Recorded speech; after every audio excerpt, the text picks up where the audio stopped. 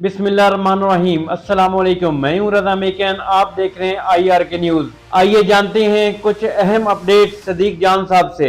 Supreme court of Pakistan में आज भी मुख्तलिफ नशस्तों के केस की समाअत थी। आज सलमान अकरम राजा साहब ने, जो PTI के वकील हैं, उन्होंने बड़े शानदार दलाइल दिए हैं, जजेस को लाजवाब किया है और उनके कुछ 7-8 अहम जो पॉइंट्स हैं वो मैं आपके सामने रखूँगा, एक्सप्लेन करूँगा। लेकिन मैंने खैर इस पर ट्वीट्स भी किए कि मेरे लिए बड़ा हैरानकुन है कि सुप्रीम कोर्ट की छुट्टियां हो गई हैं, उसके बावजूद 11 जजेस तसल्ली से बैठ के एक ऐसा केस सुन रहे हैं जो हुकूमत से वाबस्ता है।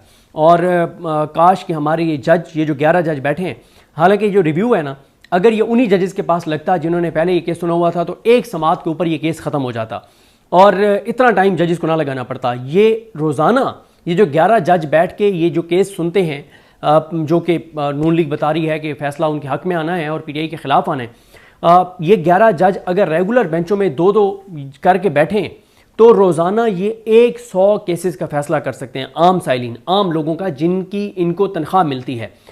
लेकिन इस बेंच में उन जजेस को शामिल नहीं किया गया जिन्होंने पहले ये केस सुना था और नए 6 जज शामिल किए गए हैं। और फिर आप एक चीज़ और देखें कि अल्लाह का शुक्र है, ना कोई जज बीमार हुआ है, ना किसी के घर में कोई इमरजेंसी है, ना किसी का बाहर का कोई प्लान है। 11 जज सुकून से बैठ के और ये केस सुन रहे हैं। सुकून इस हद तक कि जब तक क्योंकि फैसला करना है, लेकिन सुकून ये नहीं है कि तसल्ली से कुछ सलमान अकरम राजा साहब को सुन लें। सलमान अकरम राजा साहब आज जब उन्होंने दलाइल का आगाज़ किया तो पहले 12 सेकंड्स पे जाके, यानी अभी उन्होंने बात शुरू की, अभी 11 सेकंड्स गुजरे थे और 12वें सेकंड के ऊपर अमीनुद्दीन खान साहब ने उनको रोक दिया कि आप ये बात ना करें। हालांकि भाई इस बेंच में 11 में से 6 जज वो हैं जिन्होंने ओरिजिनल केस नहीं सुना हुआ, जो उस पहले केस में नहीं थे जब मेन केस आर्गू किया गया। रिव्यू का तो स्कोप बड़ा लिमिटेड होता है, नज़रसानी का जो दायरा इख्तियार होता है वो लिमिटेड होता है। तो जब 6 नए जज बैठे हैं तो पूरा केस ही वो दोबारा अपना सामने रखेंगे ना। हालांकि पूरा केस तो इलेक्शन कमीशन को, नून लीग को, हुकूमत को सामने रखना चाहिए था जजेस के सामने, लेकिन उन्होंने तो फॉर्मेलिटी के, मुझे नहीं याद कि कभी मखदूम अली खान साहब ने अपने, यानी पिछले 5 साल की अगर मैं बात करूं कि इस करियर में 5 साल में इतने बड़े केस में इतने मुख्तसर दलाइल दिए हों। क्यों? क्योंकि हुकूमत खुद कह रही है, नून लीग खुद कह रही है कि फैसला तो पहले से हो गया हुआ है। और फिर इसलिए मखदूम अली खान साहब ने ना मेन जजमेंट पढ़ी, ना कोई बात, ऐसे घोंगलुओं से मट्टी उतारने वाली बात, और फिर उन्होंने भी आके अडॉप्ट कर लिए, जनाब इलेक्शन कमीशन के वकील ने भी और पीपल्स पार्टी भी अडॉप्ट कर लिए। कोई सवालों का जवाब नहीं, कोई बात नहीं, और जल्दी जल्दी बस उन्होंने निपटा दिया काम। और इनको मेन दलाइल देने पड़े फैसल सिद्दीकी साहब को और सलमान अकरम राजा साहब को। और फिर नून लीग वाले तो मुसलसल बता रहे हैं कि जैसे ये फैसला आएगा तो 27वीं तरमीम आ जाएगी, उसमें ये हो जाएगा, वो हो जाएगा। फिर एक चीज़ और आप देखें, जब सलमान अकरम राजा साहब को टोक रहे थे, रोक रहे थे, पहले 2 मिनट में 4 बार या 5 बार रोका और टोका अमीनुद्दीन खान साहब ने सलमान अकरम राजा साहब को, तो बजाय इसके कि जमाल खान मंदोखेल साहब अमीनुद्दीन खान साहब को कहते कि जनाब हाजी अमीनुद्दीन खान साहब ये साइलिन का वकील है, ये पाकिस्तान की सबसे बड़ी पॉलिटिकल पार्टी का वकील है, उसको सुन ले, वो रेस्क्यू कर रहे हैं अमीनुद्दीन खान साहब को। ये बड़ा अफसोसनाक है, ये रवैया मंदोखेल साहब का बहुत अफसोसनाक है। भाई आप बात करने दें उनको, सलमान राजा साहब को और अमीनुद्दीन खान साहब को आप समझाएं कि सर आप क्या कर रहे हैं, वो वकील है, उसको बात करने दें। वो टोक रहे हैं बार बार और आप उनको आके और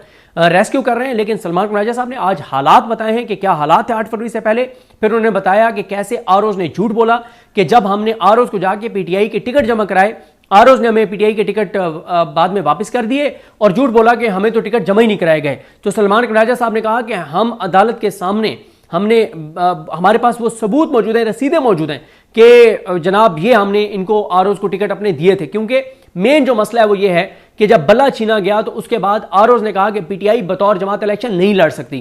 तो अब बाद में जब ये फैसला है तो उन्होंने भी कहा कि नहीं, PTI बतौर जमात एग्जिस्ट करती थी, बस निशान उनके पास एक नहीं था। निशान मुख्तलिफ हो सकते हैं लेकिन जमात बतौर जमात एग्जिस्ट करती थी। आज एक और बहुत बड़ा इंकशाफ हुआ जब सलमान अकरम राजा साहब ने बताया कि जब उन्होंने आरओ को दरखास्त दी और टिकट दिया और कहा कि ठीक है, बल्ले के निशान हमारे पास नहीं है, लेकिन फिर भी मैं PTI को उम्मीदवार हूं, मुझे PTI को उम्मीदवार डिक्लेयर करो फॉर्म 33 पे, तो उसने कहा जी नहीं कर सकता क्योंकि आपके पास बल्ले का निशान नहीं है।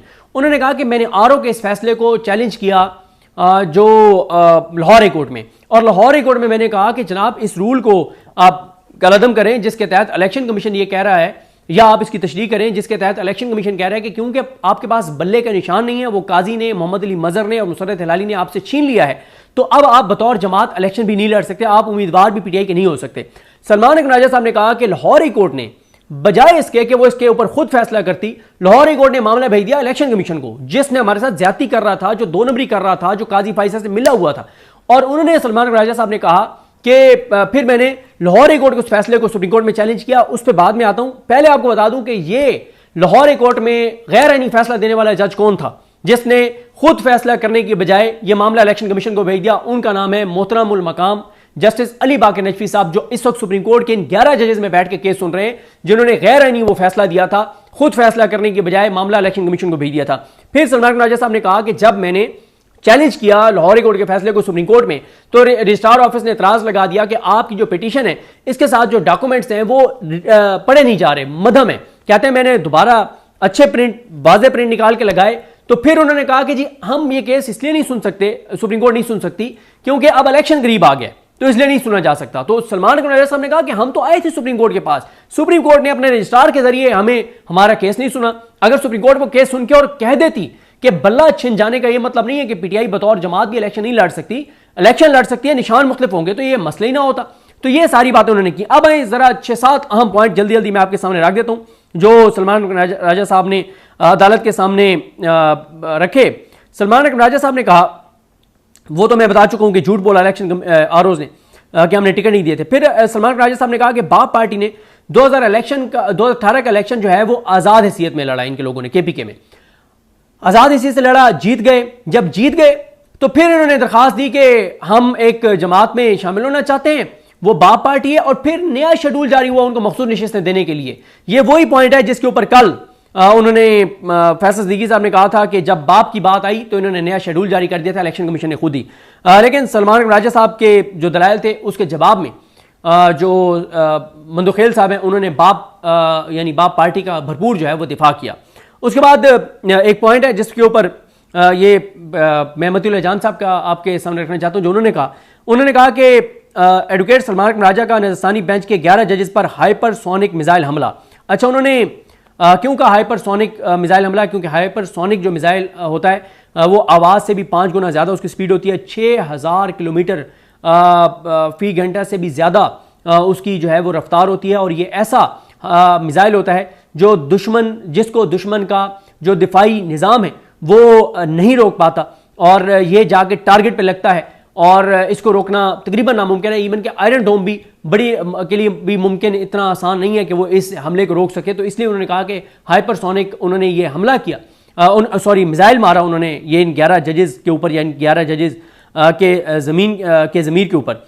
उन्होंने कहा कि मतीउल जान साहब कहते हैं कि सुप्रीम कोर्ट के 10 जजेस ने जिन ज़मीनी हक़ाइक़ को तस्लीम करके पीटीआई को 80 से ज़ायद के, सलमान राजा साहब ने कहा कि सुप्रीम कोर्ट के वो 13 में से 10 जजेस ने तो कहा था ना, 8 ने कहा था कि सारी सीटें जो हैं वो पीटीआई की हैं, और इन्होंने 80 की 80 की जो बनती हैं, और मंदोखेल साहब ने और इन्होंने काजी फाइसा ने कहा था कि सिर्फ 39 की हद तक बनती हैं। याहिया अफरीदी साहब भी पतली गली से निकल गए थे, लेकिन 10 जजेस ने बहरहाल कहा था कि सीटें पीटीआई की बनती हैं। उस पर सलमान राजा साहब ने कहा कि सुप्रीम कोर्ट के 10 जजेस ने जिन ज़मीनी हक़ाइक़ को तस्लीम करके पीटीआई को 80 से ज़ायद मखसूस नशिस्तें दी, 11 जजेस का नजरसानी बेंच उन ज़मीनी हक़ाइक़ को गलत साबित करके ही सुप्रीम कोर्ट का फैसला बदल सकता है।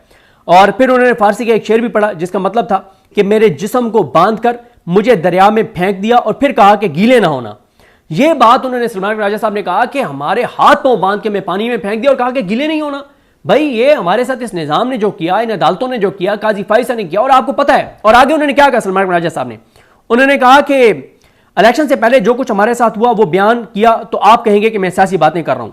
आप यहां पीटीआई को नहीं, अवाम पाकिस्तान को रिलीफ देने के लिए बैठे हैं। लेकिन इस पॉइंट के ऊपर अमीनुद्दीन खान साहब ने कहा कि नहीं ऐसी कोई बात नहीं कि हम अवाम पाकिस्तान को रिलीफ देने के लिए बैठे हैं। वो इस नुक्ता नजर से इनकारी नजर आए। तो नाज़रीन, ये थी आज की अहम अपडेट जो आपने जानी सदीक जान की ज़बानी।